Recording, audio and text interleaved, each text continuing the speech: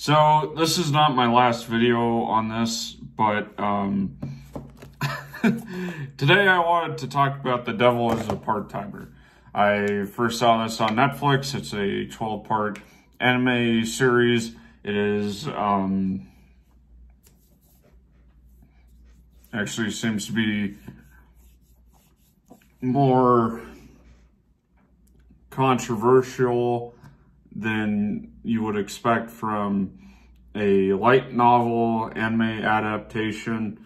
It only got one episode or one season, 12 episodes, not a lot.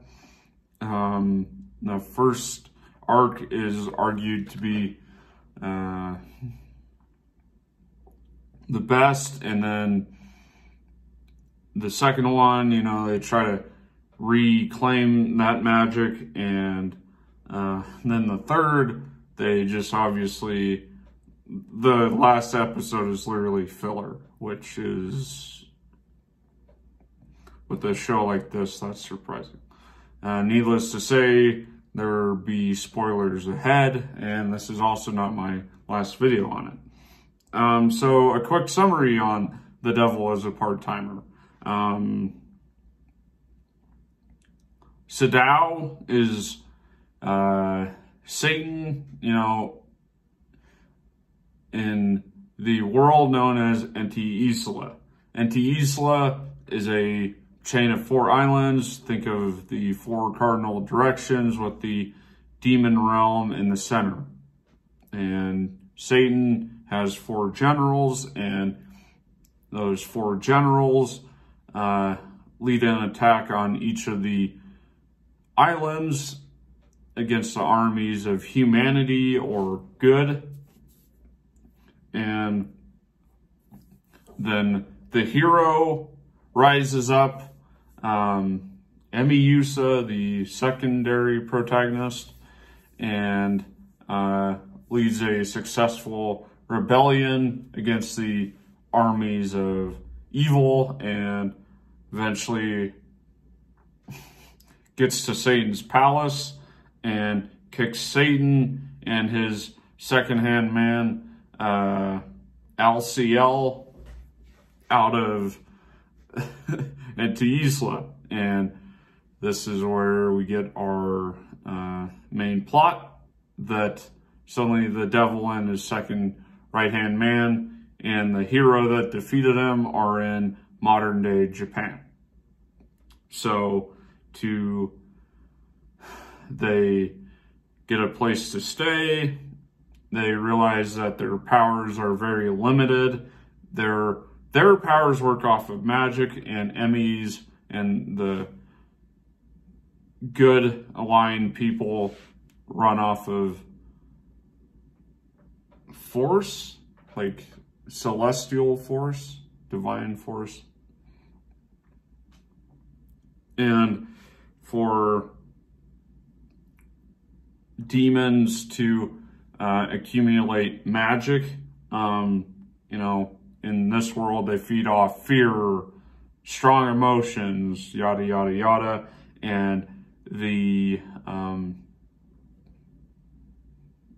good guys at first can't reclaim or regenerate their celestial force, but then one of the minor characters comes up with like a drink or something to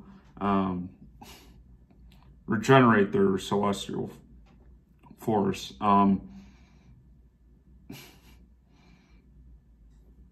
So the first arc is introducing Lucifer, and they defeat Lucifer, and he moves into their house. I guess this is the part of the ongoing plot, that these demons suddenly move in with the devil.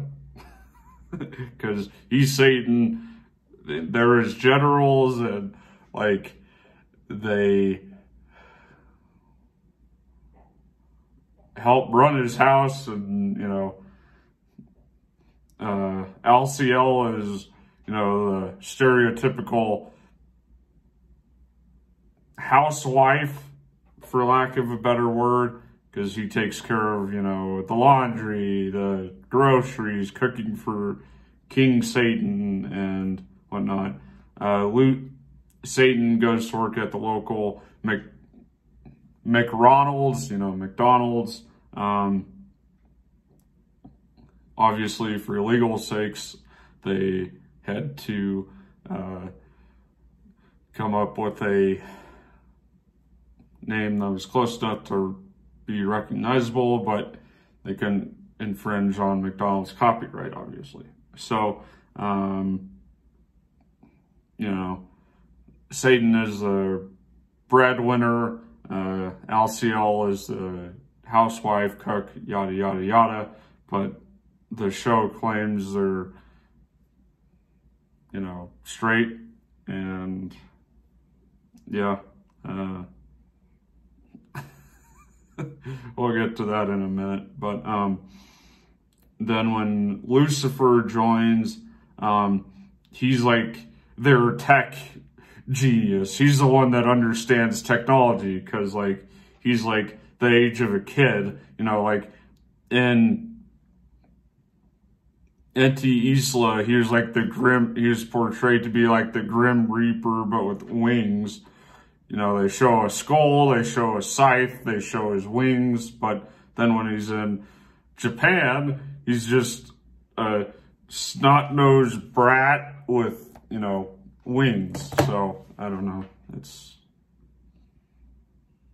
you know, obviously they couldn't make him like a skeleton or something, but there is a little bit of a disconnect, because even when he's fighting, you know, he doesn't turn into a skeleton with a scythe, you know, I guess. I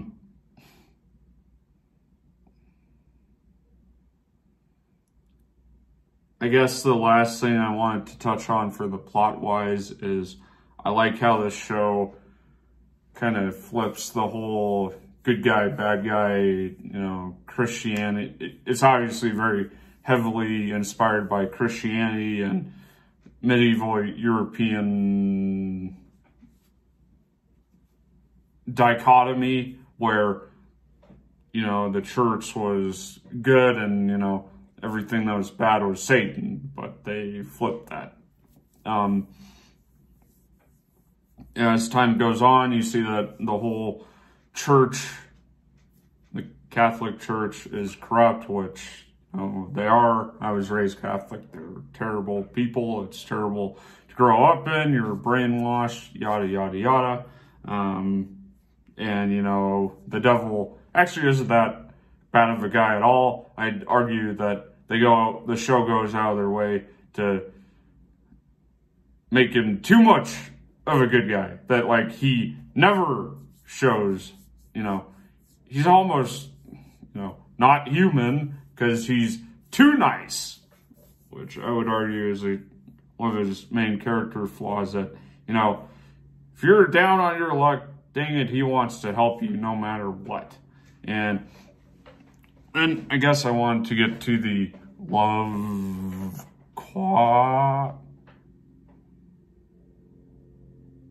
So there's like 3 main romances in this show. In my next video coming out tomorrow, I'll talk about each of the characters, because I have multiple videos on this. And also, believe it or not, I actually found the light novels. I found them on Amazon, but it's kind of amazing I even found those.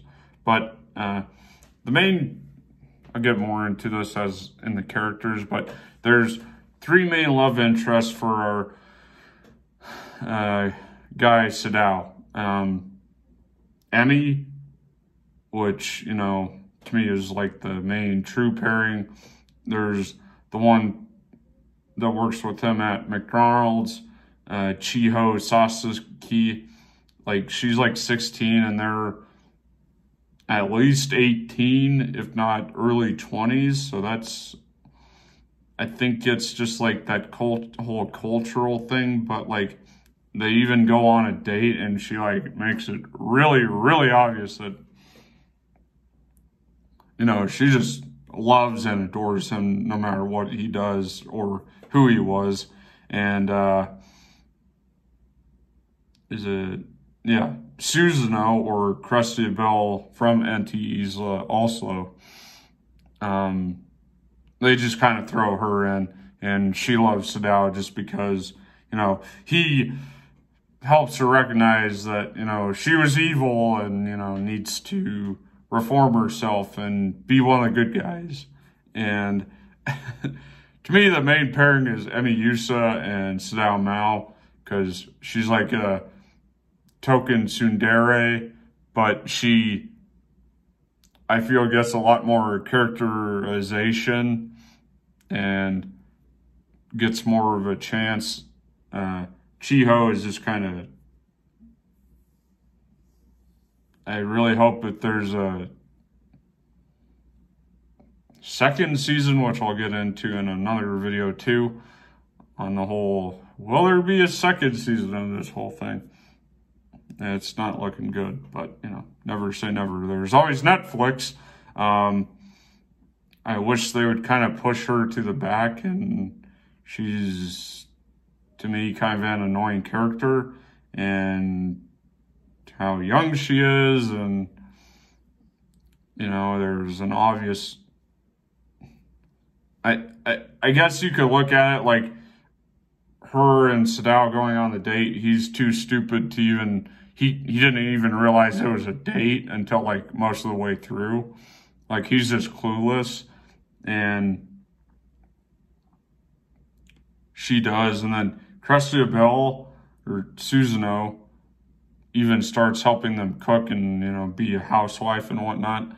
And they, to me, she's in the same boat as Chiho, where, like, she needs to kind of back off a bit and just let Emi and Sadao develop their relationship. I don't think that would be such a bad thing. I think that could actually help bring more characterization and help kind of pull this show out of where it started falling apart, and build on that. Maybe you get at least one more season. The animation was really good. I like how they start. You can tell they spent a lot of money on this starting animation. But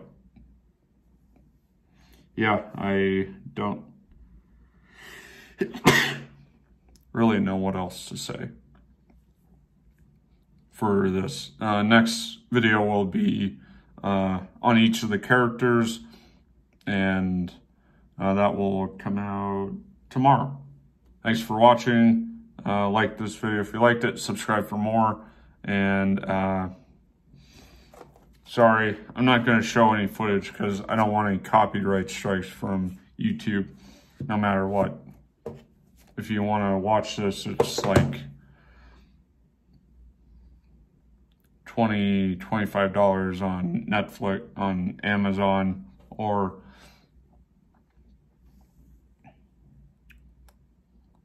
maybe it's still on Netflix. I don't know. I hope you have a good night. Thanks for watching. Like this video if you liked it. Subscribe for more. Bye.